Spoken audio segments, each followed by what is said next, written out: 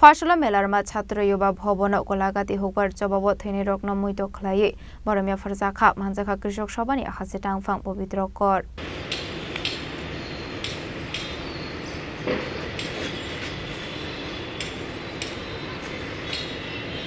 Abani aglono thune rokna muito khlai nangkomani koglam shaka krishok shabane hase tangphang pavitra kor abai kana shla manjakha kabama lokorok আজকে 23 আশ্বিন যদিও 10 October 1948 সালে ত্রিপুরায় তখন রাজতন্ত্রই চলছিল মহারানী ছিলেন ইংরেজির অধীনেই হয়তো তখন ত্রিপুরাতে অভাব ছিল খুব উপজাতি এলাকাতে এবং কৃষকদের মধ্যে বিভিন্ন জায়গার যারা মহাজন তারা এই অভাবের সময়তে দাদন দিতেন ধানের মন যদি তখনকার সময়তে 20-25 টাকা ছিল দেখা গেল তারা 10 টাকায় কিনবে এই কথা কইয়া টাকা দিয়ে দিত এইভাবে দাদন দিতেন কিন্তু যেভাবে অভাব ছিল কৃষকরা যখন সংগঠিত হয়েছে তখন গণমুক্তি পরিষদের মূল কৃষক সংগঠন এর প্রতিবাদ করলো যে না এইভাবে আমরা দেব না উচিত দামে নিতে হবে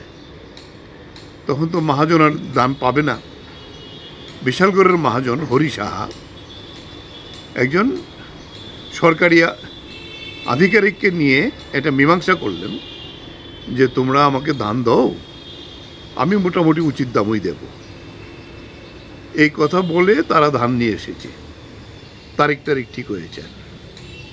হরিষা গোপনে তৎকালীন বিশালগড়ের যে থানার বড়বাবু ওসি ওনার সঙ্গে গোপন পরামর্শ করে আরেকটা নৌকাতে তখন তো আর এই রাস্তাঘাটে তো ভালো ছিল না নৌকাতে আসতো এই বুড়িমা ঘাট বলে এটাকে গোলাঘাটির সেখানে নৌকা ভিড়ছে যখন তখন কথাবার্তা বলল যে ধান দো ওরা বলছে যে আমাদের টাকা দেন না হলে ধান আমরা দেবো না এই নিয়ে কথা কাটাকাটি হচ্ছে এই সময়তেই আরেকটা নৌকাতে লুকিয়ে থাকা যে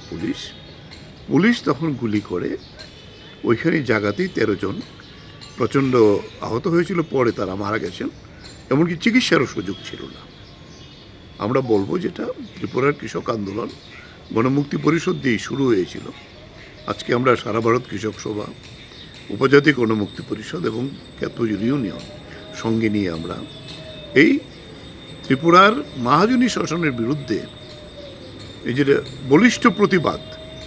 গোলাঘাটের কৃষকরা সেদিন করেছিল জাতি উপজাতি মিলিয়ে এই যে 13 জন শহীদ তাদের শহীদান দিবস 23 আশ্বিন হিসাবে গ্রামের মধ্যে এটা নিয়ে থাকে রাজা খরাগলিনী সিমি অমিত নিকক থুম চিনি খরাং